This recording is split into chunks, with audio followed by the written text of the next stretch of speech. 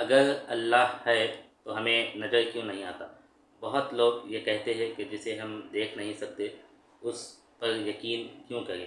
دیکھنے میں تو یہ سوال مضبوط معلوم ہوتا ہے، لیکن جب ہم اس پر غور کرتے ہیں تو ہمیں پتہ چلتا ہے کہ ہر حقیقت کا دیکھنا ضروری نہیں ہے۔ کیا ہر چیز نظر آتی ہے؟ ایک سوال ہے۔ کیا آپ ہوا کو دیکھ سکتے ہیں؟ اس کا جواب ہے نہیں۔ تو اس کا مطلب کیا ہوا موجود نہیں ہے؟ اس کا جواب ہے بالکل نہیں، ہوا موجود ہے۔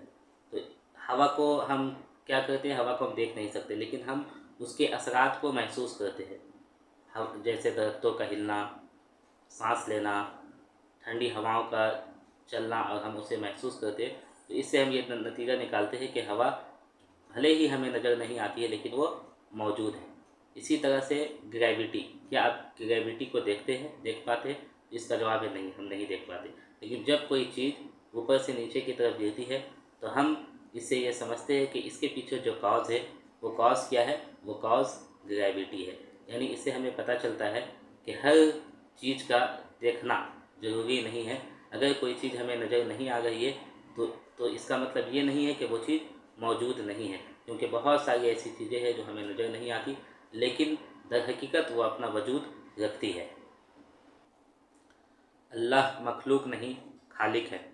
اکثر لوگ اللہ تبارک و تعالیٰ کو دنیاوی چیز کی طرح سمجھتے ہیں، یا پھر وہ یہ سمجھتے ہیں کہ اللہ تبارک و تعالیٰ انسان کی طرح یا پھر کوئی آبجیکٹ کی طرح ہے، جبکہ اللہ تبارک و تعالیٰ نے اس کائنات کو بنایا ہے، اس یونیورس کو بنایا ہے، اور اس لیے اللہ تبارک و تعالیٰ کو اس یونیورس کے اندر دیکھنا ممکن نہیں ہے، کیونکہ وہ زمان اور مکان سے پاک ہے۔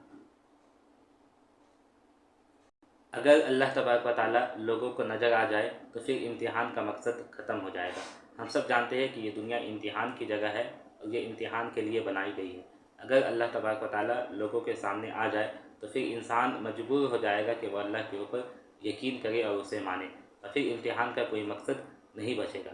لہٰذا امتحان کا یہ تقاضا ہے کہ لوگ اپنے عقل، علم، فطرت اور دلیل کے بنیاد پر اللہ کو مانیں اور اس کے وجود کو مانیں۔ یہ کائنات اللہ کی نشانی ہے۔ جب ہم کسی موبائل کو دیکھتے ہیں تو ہمیں یہ پتہ چل جاتا ہے کہ اس کا بنانے والا کوئی نہ کوئی انجینئر ضرور ہے۔ اسی طرح سے جب ہم کسی بک کو دیکھتے ہیں تو ہمیں یہ پتہ چل جاتا ہے کہ اس کا کوئی نہ کوئی آتھر موجود ہے۔ اسی طرح سے جب ہم اس کائنات کو دیکھتے ہیں، یعنی ایک ایسی کائنات جس میں بلینس کی تعداد میں اسٹارز ہے، گیلیکسیز ہے، اور تو ہم یہ کیسے مان لیں کہ اس کا بنانے والا کوئی نہ ہو؟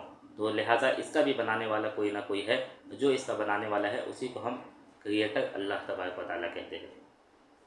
حضرت موسیٰ علیہ السلام کا واقعہ ہمارے سامنے ہے کہ جب حضرت موسیٰ علیہ السلام نے اللہ تبارک و تعالیٰ سے فرمایا کہ یا اللہ ہم آپ کا دیدار کرنا چاہتے ہیں، اللہ تبارک و تعالیٰ نے اپنا جو تجلی ہے وہ ایک پہاڑ کے اوپر فرمایا، جس سے وہ پہاڑ ریزہ ریزہ ہو گیا، حضرت موسیٰ علیہ السلام بے ہوش ہو گئے۔ جس سے پتہ چلتا ہے کہ اللہ تبارک و تعالیٰ کو اس دنیا میں دیکھنا ممکن نہیں ہے۔